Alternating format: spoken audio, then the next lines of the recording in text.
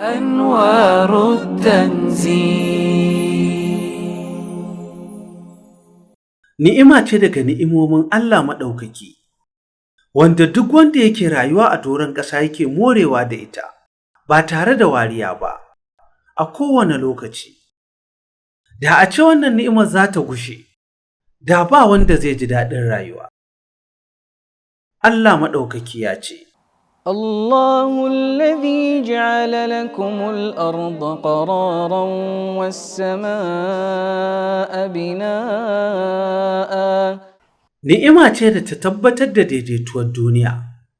Ubangiji shi ne ya kasa duniya zuwa ɓangarori, ya kafe su, ba sa karkacewa, ba sa motsawa da mu, ba kuma sa girgizawa. Saurara ka ji, shin ko ka taɓa tunani da wannan ni'imar? Ka yi godiya a kanta?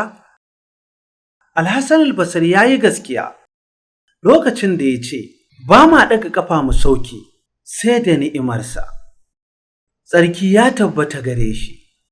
أنوار التنزيل.